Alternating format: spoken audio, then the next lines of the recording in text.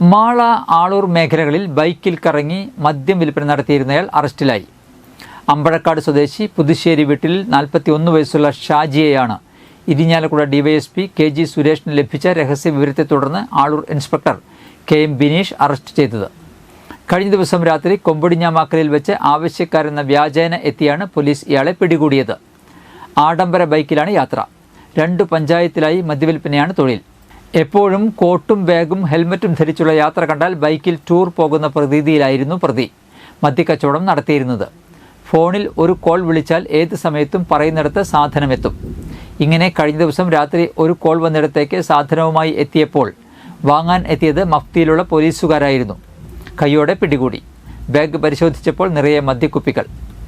അന്നത്തെ പകൽ കച്ചവടം കഴിഞ്ഞ് രാത്രിയിലെ കച്ചവടത്തിനിടെയാണ് പിടിയിലായത്. പകുതി കച്ചവടം കഴിഞ്ഞുള്ളവയായിരുന്നു ബാഗിലുണ്ടായിരുന്ന ബോട്ടിലുകൾ. ഇയാളുടെ അറസ്റ്റ് രേഖപ്പെടുത്തി. ബൈക്കും കസ്റ്റഡിയിലെടുത്തിട്ടുണ്ട്.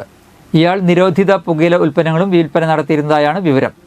SI KS സുബിന്ദ്, സീനിയർ CPOമാരായ ES Jeevan, PA Dani, AV Murugadas, CPO KS Umesh എന്നിവരാണ് പ്രതിയെ പിടികൂടിയ സംഘത്തിലുണ്ടായിരുന്നത്.